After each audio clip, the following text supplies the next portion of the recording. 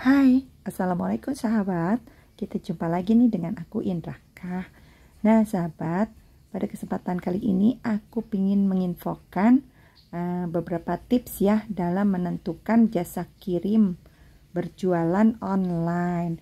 Jadi kalau untuk offline itu jasa kirimnya tuh nggak begitu repot. Kita tentukan kalau dalam pengiriman di berjualan online ini jasa kirimnya tuh kita harus atur sesuai banget dengan ketentuan dari marketplace masing-masing ya.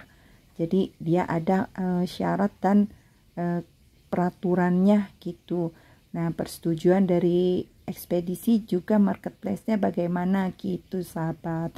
Nah, untuk tips ini juga berlaku buat marketplace lain gitu. Jadi misalnya nih ekspedisi yang kita harus tentukan di mana, apa di Shopee, Tokopedia, atau di Bukalapak dan yang lainnya. Jadi kita apa sih yang perlu tahu nih tips-tipsnya biar memudahkan kita berjualan, karena tuh biasanya yang jualan-jualan online di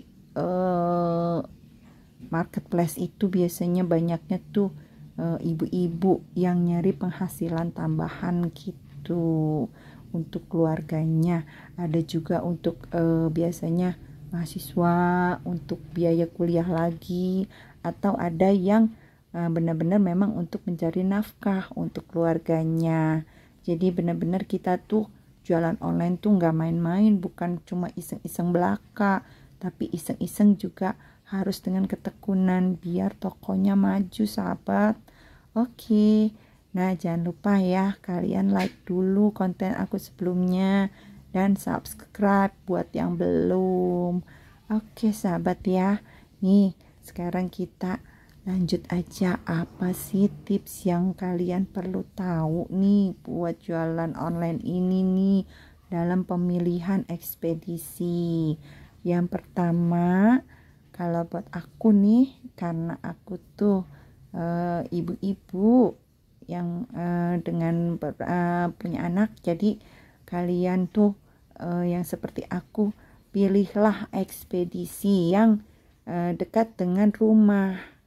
Nah, jadi kita tuh jika terkendala dalam pickup, kita masih bisa mengirim pesanan kita.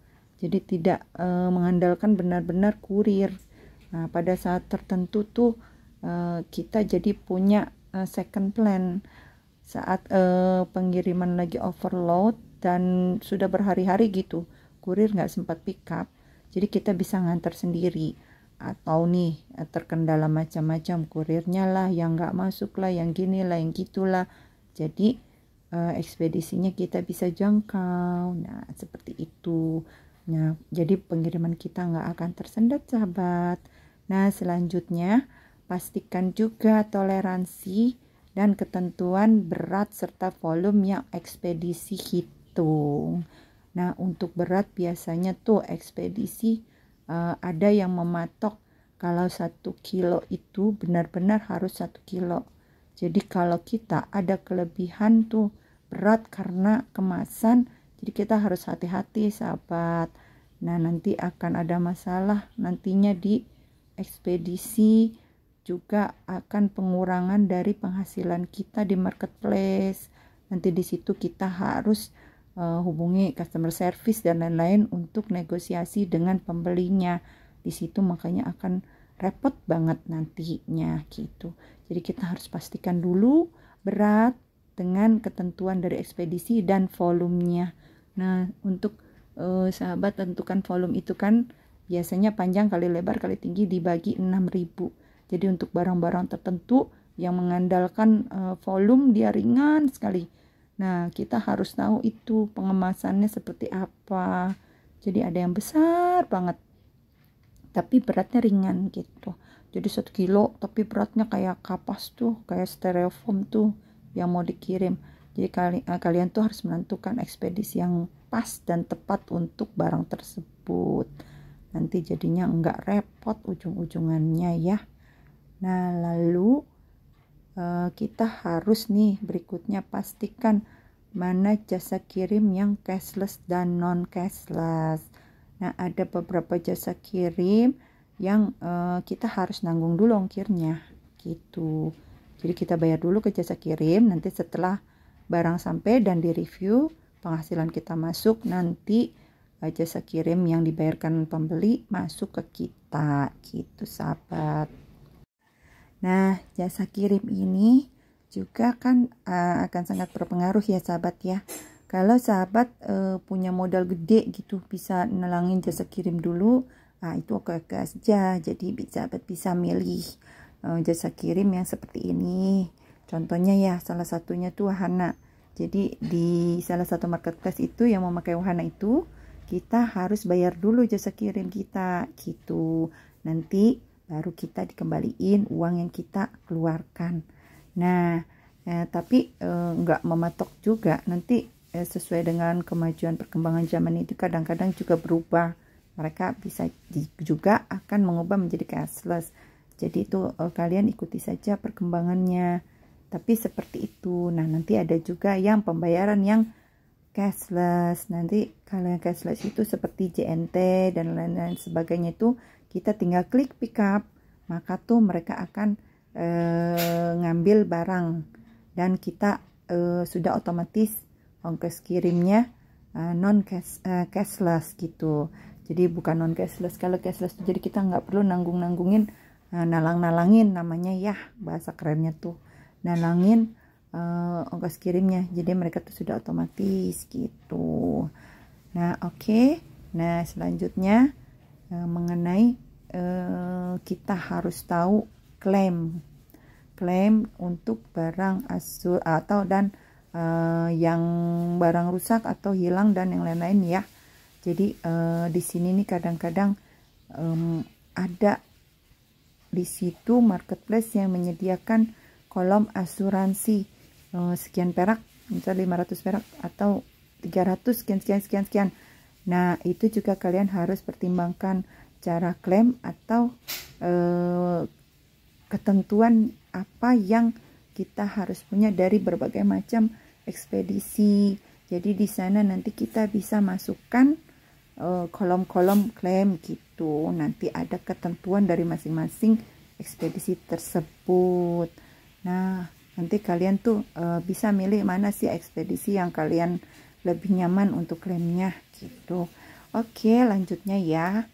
Nah, ada baiknya kalian tuh punya kontak dari masing-masing jasa kirim yang kalian pakai.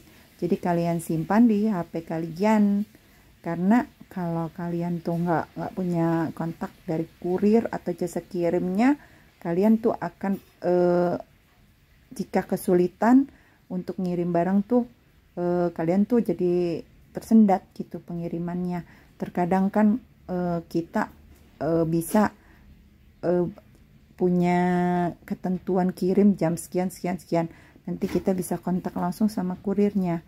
Karena jika kita klik pick up, biasanya nanti akan muncul dia 2 jam kemudian akan di pick up. Tapi terkadang kita tuh belum selesai packingnya gitu sahabat. Pas toko kita tutup, ternyata kiriman kita tuh banyak gitu. Tapi kita kan kadang mau melayani pelanggan dengan baik. Jadi kita tetap ngurus semua orderan kita sahabat. Nah, jika kita sudah punya nomor telepon, punya kontak dari kurir dan ekspedisi, kita tuh lebih nyaman kan. Seperti aku nih, ibu RT yang punya banyak kegiatan di rumah, takutnya itu nanti kita tuh ada mendadak gitu, kegiatan mendadak, jadi kita bisa titip pesan ke kurirnya gitu. Nah, oke. Jika semua sudah dihandle dengan baik hal-hal di atas tadi, maka tuh kita pastikan rating toko kita akan bertahan baik. Kita kan maunya ratingnya tuh diantara kurang lebih 5 ya, kalau bisa gitu sahabat. Jadi kita tuh berjualan tuh nggak pusing-pusing juga, tapi tetap nyaman gitu dan mudah. Nah, sekarang tuh sahabat kan jadi lebih tahu gimana sih menentukan jasa kirim mana yang kalian lebih mudah jangkau dan lebih mudah untuk menentukan apa gitu yang lebih dekat atau yang lebih enak kalian pakai gitu tuh jasa kirimnya. Jadi kalian tuh nggak mesti ribet-ribet kayak gini karena masing-masing ekspedisi tuh punya ketentuan masing-masing ya sahabat ya, berbeda dengan satu dengan yang lainnya gitu. Oke nih sahabat ya, jadi nanti kalian cek-cek lagi jasa kirim mana di tiap marketplace yang kalian sudah setting kemarin. Kan kemarin tuh kita sudah upload barang, nah terus sudah menentukan jasa kirim, maka sekarang kalian bisa nambah-nambah atau ganti-ganti jasa kirim yang kalian suka. Nah, oke sahabat, nah setelah ini aku nanti akan bikin konten tentang penentuan jasa kirim, ubah-ubah jasa kirim.